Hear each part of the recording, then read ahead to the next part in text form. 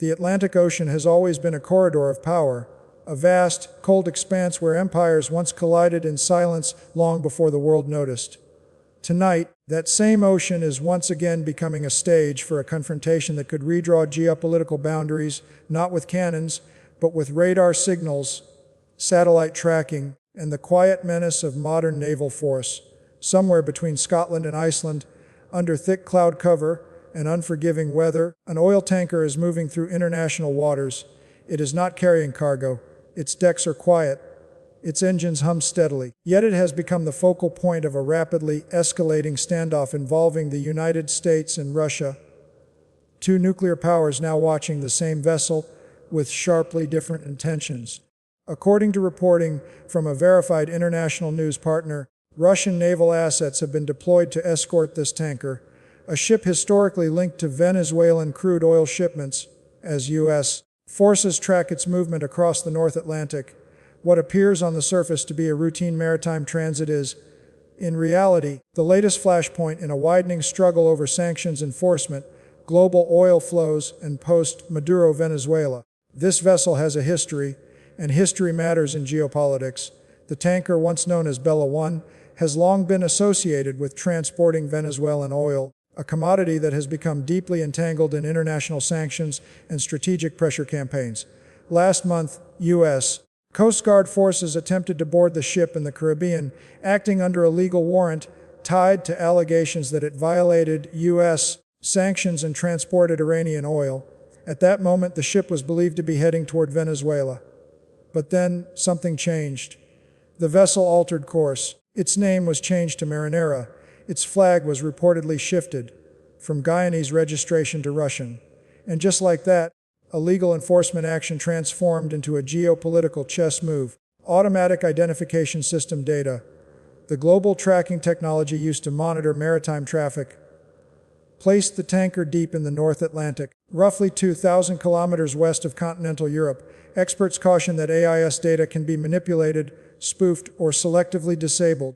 Yet even imperfect signals can tell a story, and this story was clear enough to trigger heightened military attention.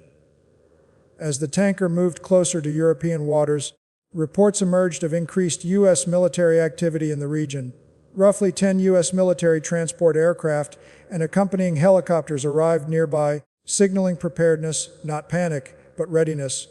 The kind of readiness that suggests contingency planning is already underway. At the same time, Russia acknowledged it was monitoring with concern the situation surrounding the vessel. The language was careful, diplomatic, but behind it lay an unmistakable message: Moscow considers this ship under its protection. Under international maritime law, vessels sail under the legal shield of their flag state. A ship flying the Russian flag is, in theory, under Russian jurisdiction. But theory and practice often diverge when sanctions enter the equation. A senior maritime risk analyst explained that enforcement decisions are not driven by a ship's paint, its name, or even its claimed nationality.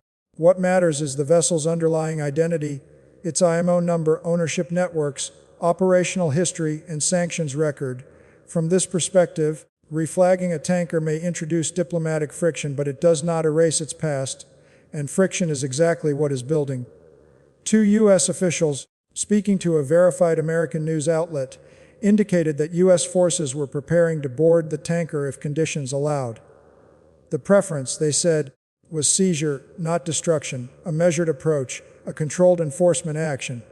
But even a measured boarding, when conducted under the gaze of Russian naval escorts, carries enormous risk. The U.S. military's Southern Command reinforced this posture publicly, stating that American sea services remain vigilant and ready to act against sanctioned vessels transiting the region. The wording was deliberate. It did not name the ship. It did not threaten, but it left no doubt that enforcement mechanisms were active. Weather, distance, and geography now play a decisive role. Boarding a tanker in the North Atlantic is vastly more complex than operations conducted closer to shore. Harsh seas, unpredictable winds, and long response times narrow the operational window. Any move would require precise coordination, and, if launched from Allied territory such as the United Kingdom, prior diplomatic notification. So far, the UK's Ministry of Defence has declined to comment, maintaining a position of neutrality regarding the military activities of other nations. Silence in moments like this often speaks louder than words. Russia, for its part, has issued a formal statement emphasizing that the tanker is operating peacefully in international waters and in compliance with maritime law. It criticized what it described as disproportionate attention from US and NATO forces, calling on Western nations to uphold the principle of freedom of navigation, a principle they frequently champion. This unfolding maritime drama does not exist in isolation. It comes just days after a moment that shocked the international system, the U.S. military operation in Caracas that resulted in the capture of former Venezuelan leader Nicolás Maduro and his wife. That operation, involving targeted strikes and a rapid extraction, sent shockwaves through diplomatic channels worldwide. It also recalibrated Washington's posture toward Venezuelan-linked oil networks overnight. President Donald Trump had already announced a blockade of sanctioned oil tankers entering and leaving Venezuela, a policy the Venezuelan government condemned as theft. He repeatedly accused the Maduro government of using maritime routes to facilitate drug trafficking into the United States. The tanker now crossing the Atlantic sits squarely at the intersection of those accusations and that policy.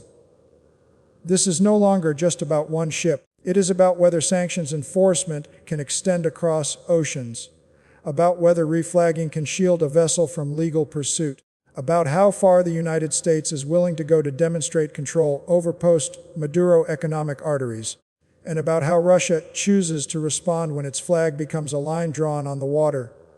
The Atlantic, calm on the surface, is carrying more than a ship tonight. It is carrying unresolved questions of power, legality, and escalation.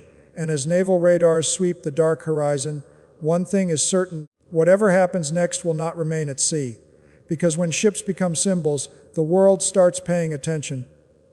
The moment Nicolás Maduro was removed from Caracas, the balance of pressure shifted, not gradually but violently, and all at once. Power vacuums do not announce themselves politely. They appear suddenly, pulling surrounding forces toward them. And in this case, that vacuum did not remain confined to Venezuela's capital. It rippled outward, across airspace, across shipping lanes, across the Atlantic itself. According to verified reporting, Maduro and his wife were transported to the United States within hours of their capture and are now being held at the Metropolitan Detention Center in Brooklyn. They are expected to appear in federal court, facing charges tied to drug trafficking and alleged cooperation with criminal networks designated as terrorist organizations.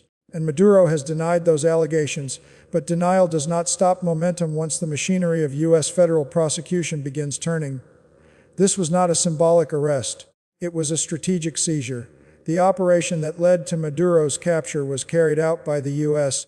Army's Delta Force, one of the most elite special operations units in the world. Officials confirmed that the mission followed months of military positioning in the region, including the deployment of the USS Gerald R. Ford aircraft carrier and multiple warships across the Caribbean. This buildup had already sent a message long before the first helicopter lifted off the ground in Caracas.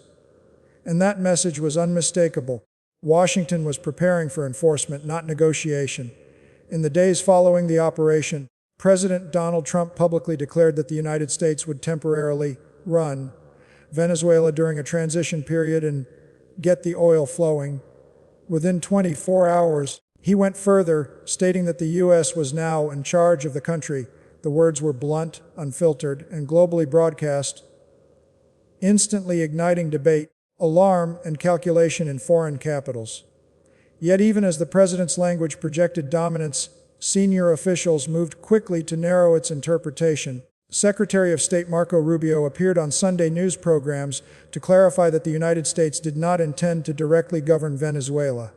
Instead, he emphasized a policy of sustained pressure, particularly through what he described as an ongoing oil quarantine. The strategy, as framed by the administration, is not occupation, but control through leverage. Oil once again sits at the center. Venezuela's oil industry has long been crippled by sanctions, mismanagement, and isolation, but it remains one of the largest proven reserves on the planet. Control over its flow, or its denial, is not merely an economic tool. It is geopolitical leverage, and in the aftermath of Maduro's removal, that leverage has become more visible, more contested, and more militarized. The tanker now crossing the North Atlantic embodies this shift. Before Maduro's capture, maritime enforcement actions were largely regional: interceptions in the Caribbean, monitoring near Venezuelan ports, and targeted seizures close to shore. Now, the enforcement zone has expanded dramatically. A vessel historically tied to Venezuelan crude is being tracked thousands of kilometers from the Americas, with U.S. forces preparing contingencies and Russian naval assets stepping into view. This escalation is not coincidental. It reflects a broader recalibration. Venezuela-linked oil is no longer treated as a regional issue. It is now a global enforcement priority. The U.S. Coast Guard's previous attempt to board the tanker, when it was still believed to be heading toward Venezuela, was based on a legal warrant tied to sanctions violations. That action alone did not trigger international confrontation. But once the ship altered course, changed its name, and reflagged under Russia, the equation changed entirely. What was once law enforcement now brushes against great power rivalry. American officials have indicated a preference for seizure over destruction. That distinction matters. Sinking a vessel would be an act with irreversible consequences. Boarding and seizing, by contrast, preserves a legal narrative that this is enforcement, not warfare. But narratives only hold as long as all parties accept them. Russia's involvement complicates that acceptance. Moscow has stated that the vessel is sailing peacefully under the Russian flag and accused Western militaries of disproportionate attention. It has framed the situation as a test of freedom of navigation, a principle often invoked by NATO states. The implication is clear. If Washington boards a Russian-flagged vessel in international waters, the precedent will echo far beyond this single ship. Meanwhile, U.S. Southern Command has reiterated readiness to support government partners in standing against sanctioned actors. Again, the language is precise, legalistic, restrained, but backed by visible force. Aircraft movements, naval posturing, and public statements all serve a dual function: operational preparation and strategic signaling. This signaling is not directed solely at Russia. It is also aimed at remaining power centers within Venezuela and at actors who have historically facilitated oil shipments despite sanctions. The message is that enforcement will not stop at borders, flags, or oceans. That message gained credibility the moment Maduro was flown out of his own capital. But while Washington projects confidence, cracks are already visible beneath the surface. Venezuelan opposition figures have acknowledged the significance of Maduro's removal, but they have also stressed that it is not enough. Edmundo González Urrutia, recognized by the United States as the winner of the 2024 election, stated publicly that true normalization cannot occur until all political prisoners are released and the will of the electorate is fully respected. His words highlight an uncomfortable reality: removing a leader does not automatically produce legitimacy. Maria Corina Machado echoed that sentiment, calling for González to assume control of both government and military institutions. These calls underscore a tension that now sits at the heart of U.S. strategy. Enforcement can dismantle a regime, but it cannot, on its own, construct democratic authority. And yet enforcement continues to expand. The tanker in the Atlantic is being treated not as an isolated case, but as a continuation of the same pressure campaign, a floating extension of the operation that began in Caracas. Oil routes, shipping registries, and maritime law have become tools in a broader contest over post-Maduro Venezuela's future alignment. This is why the current standoff matters.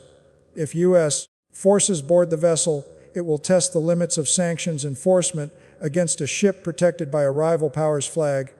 If they do not, it may signal boundaries to enforcement reach, boundaries that others will quickly probe.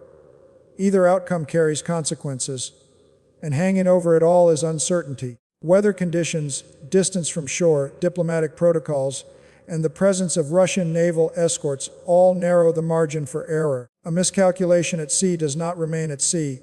It reverberates through alliances, markets, and military doctrines. What began as a targeted operation to remove a Venezuelan leader has evolved into a test of global enforcement authority, a test of how sanctions are upheld in a fragmented world, and a test of whether power projection can remain controlled once it leaves land and enters open water. The Atlantic does not care about politics. But tonight, politics are cutting through its waves. At the heart of this unfolding confrontation lies a question older than modern warfare itself. Where does law end? And where does power begin? As the tanker continues its slow passage through the North Atlantic, tracked by satellites and shadowed by military assets, the crisis has moved beyond Venezuela, beyond oil, and beyond a single operation. It has entered the contested space where international law, national sovereignty, and raw force collide, not in theory, but in real time. Under international maritime law, vessels sailing on the high seas are subject to the jurisdiction and protection of the state whose flag they fly. This principle is foundational. It is meant to prevent chaos, piracy, and unilateral enforcement far from any coastline. Yet it is also a principle that has been repeatedly tested in the modern sanctions era. According to maritime risk analysts cited by verified international outlets, changing a ship's name or registry does not erase its past. Enforcement decisions are driven not by paint or paperwork, but by identity numbers, ownership structures, and sanctions histories embedded deep in global tracking systems. In other words, a ship cannot outrun its record. From Washington's perspective, the tanker's alleged involvement in sanction violations places it squarely within U.S. enforcement authority, regardless of where it sails. From Moscow's perspective, the ship's Russian flag places it under Russian protection, making any interference a diplomatic provocation. This is not a legal disagreement. It is a strategic one, and it arrives at a moment when the global order is already under strain. For decades, the United States has relied on sanctions as a primary tool of coercion, an alternative to invasion, a substitute for occupation. Sanctions are designed to apply pressure without triggering open conflict, but they rely on compliance, coordination, and restraint. When those elements erode, sanctions enforcement becomes indistinguishable from confrontation. That line is now razor thin. U.S. officials have made clear they prefer seizure to destruction. That preference reflects an understanding of escalation dynamics. Sinking a vessel would be an irreversible act with military implications. Boarding, by contrast, preserves a legal framework, at least on paper. But boarding a ship escorted by a rival navy introduces risk that cannot be papered over by warrants or press statements. Every ladder placed on a hull carries the weight of misinterpretation. Every command issued over open radio frequencies can be read as challenge or threat, and every shadowing maneuver at sea compresses reaction times to seconds. Russia's response has been measured but firm. Officials have stated they are monitoring the situation with concern, emphasizing that the vessel is operating peacefully in international waters and accusing Western militaries of disproportionate scrutiny. The language is deliberate, invoking freedom of navigation, a concept traditionally championed by NATO states themselves. The implication is pointed: if freedom of navigation is conditional, then so is the order built upon it. Meanwhile, the United Kingdom, whose airspace and proximity could be operationally relevant, has declined to comment on other nations' military activities. This silence reflects alliance caution. Any operation launched from or near Allied territory would require notification, coordination, and political cover. None of that happens quickly when tensions are this high. What makes this moment especially volatile is its proximity to the shock of Maduro's removal. The seizure of a sitting leader from his own capital has already redefined expectations. It demonstrated that the United States is willing to move beyond rhetorical pressure and into direct action. That demonstration now shapes every subsequent calculation, including at sea. For actors watching from afar, the message is unmistakable: enforcement has teeth, and those teeth are not confined to one region. But power demonstrations have consequences. Within Venezuela, uncertainty persists. While opposition leaders have welcomed Maduro's removal as a necessary step, they continue to stress that legitimacy does not come from force alone. Calls for the release of political prisoners and the recognition of electoral outcomes underscore a concern that enforcement could overshadow democracy rather than enable it. Internationally, allies are watching closely. If U.S. enforcement actions are seen as consistent with international law, they may strengthen sanction regimes worldwide. If they are seen as selective or coercive beyond legal bounds, they risk undermining the very frameworks they rely upon. This is the paradox of power. The more decisively it is used, the more carefully it must be justified. The tanker standoff crystallizes this paradox. It is not merely about oil. It is about whether rules still constrain force, or whether force now defines the rules.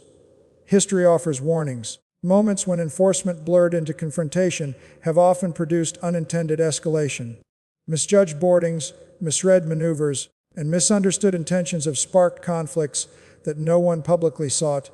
Modern militaries train extensively to prevent such outcomes, but training cannot eliminate friction, especially when politics amplifies every move. The Atlantic is vast, but the margin for error is small. As night falls over the North Atlantic, weather conditions, distance from support assets, and diplomatic backchannels all factor into decisions being made far from public view. Admirals, legal advisors, and civilian leaders weigh options knowing that any choice will be dissected globally within minutes. Act and risk confrontation. Hold back and risk signaling limits. This is the strategic dilemma now facing Washington, and it is inseparable from the broader question of what comes next for Venezuela. Removing a leader is an event. Governing aftermaths is a process. The tanker standoff illustrates how that process spills outward, entangling shipping lanes, alliances, and rival powers in its wake. What began in Caracas now tests the resilience of international norms thousands of miles away. Every major geopolitical action creates two timelines. The first is immediate: the images, the statements, the shockwaves that dominate headlines and command attention. The second unfolds more quietly, more slowly, and often more decisively. It is the timeline of consequences, and it is on this second timeline that the true meaning of the Venezuela operation and the unfolding maritime confrontation will be decided. With Nicolás Maduro now in U.S. custody, the world has crossed a threshold that cannot be uncrossed. The precedent is set. A sitting leader was removed through direct military action and transferred across borders to face federal charges. Whether one views this as enforcement, justice, or overreach, its impact on global calculations is already undeniable. Inside Venezuela, the political atmosphere remains charged with uncertainty. Opposition leaders have made clear that Maduro's removal alone does not constitute a democratic transition. Edmundo González Urrutia, recognized by the United States as the winner of the 2024 election, has publicly stated that normalization cannot occur while political prisoners remain behind bars and the electoral will of the population remains unresolved. His message reflects a central tension: external force may open doors, but internal legitimacy must walk through them. Maria Corina Machado's call for González to assume authority over both civilian government and the military underscores the stakes. Control of institutions, not simply the absence of a former leader, will determine whether Venezuela moves toward stability or fragmentation. This is a delicate balance, one that history shows is easily disrupted by power vacuums and competing loyalties. Meanwhile, the United States continues to frame its actions as transitional rather than permanent. Senior officials emphasize that Washington does not intend to directly govern Venezuela.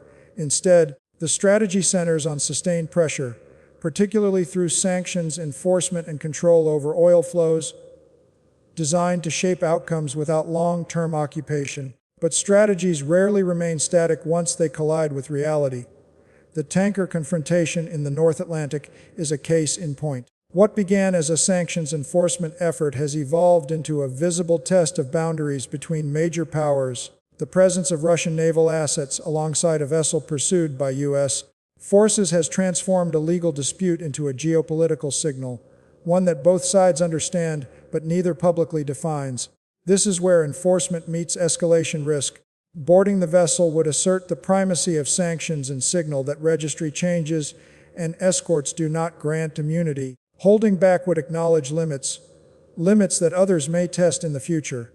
Either choice shapes expectations not just for Venezuela, linked shipping, but for sanctions regimes worldwide, and expectations once set are difficult to reverse. Across global shipping lanes, operators are watching closely. So are governments whose economies depend on energy flows and whose foreign policies navigate between competing powers. The outcome of this standoff will inform decisions far beyond the Atlantic. Decisions about compliance, alignment, and risk tolerance.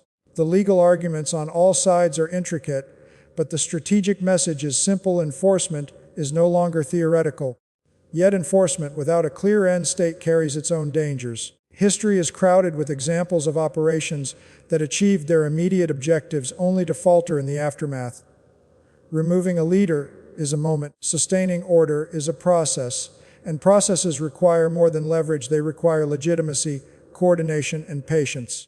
The United States now faces a narrowing corridor of options. Too much pressure risks provoking resistance, destabilizing institutions, or hardening opposition among remaining power centers. Too little pressure risks allowing old networks to reassert control under new names. Walking this line demands restraint equal to resolve, a balance that is notoriously difficult to maintain once force has been used. International reactions reflect this unease. While some governments emphasize the need for democratic outcomes and human rights, others focus on sovereignty and legal precedent. The debate is not merely about Venezuela. It is about whether the rules governing intervention, enforcement, and navigation still command consensus, or whether they are fragmenting under strain. This fragmentation is the backdrop against which the current moment unfolds. Sanctions, once seen as a middle path between diplomacy and war, now increasingly resemble a form of contestation that carries its own escalation ladder. Naval escorts, air deployments, and public warnings blur the line between economic pressure and military posture. And once blurred, lines are difficult to redraw. As the tanker continues its journey, monitored, shadowed, contested, it becomes a symbol of this ambiguity. A single vessel carrying no cargo now commands the attention of militaries, diplomats, and analysts across continents. Not because of what it holds, but because of what it represents: control. Control over resources, control over routes, control over rules, and ultimately control over narratives. For Washington, and the narrative emphasizes enforcement, accountability, and transition. For Moscow, it emphasizes sovereignty, navigation rights, and disproportionate pressure. For Venezuelan opposition figures, it emphasizes unfinished democracy. For the Venezuelan population, it remains uncertain, shaped by hope, fatigue, and fear in equal measure. These narratives coexist, overlap, and collide. What happens next will not be decided by a single announcement or operation. It will emerge from a series of decisions, some public, many private, made under pressure and scrutiny. Decisions about whether to board or wait, whether to sanction or negotiate, whether to amplify force or create space for political resolution. The world has seen moments like this before. Moments when power shifts are visible but outcomes are not yet fixed. Moments when the aftershocks of decisive action travel farther than the action itself. Moments when restraint proves as consequential as resolve. Venezuela now stands at the center of such a moment. So does the Atlantic, and as governments, militaries, and institutions adjust their positions, one truth becomes clear: this episode is not an end point. It is an inflection point, a test of how authority is asserted in a fractured international system. A test of whether enforcement can coexist with law, and a test of whether transitions shaped by force can ultimately give way to legitimacy. The answers will not come quickly, but they will come, and when they do, they will reshape not only Venezuela's future, but the unwritten rules that govern power, pressure, and restraint in the modern world. This has been an investigative geopolitical documentary. The story continues, not just in headlines, but in the quiet calculations now unfolding far from cameras, across oceans and behind closed doors.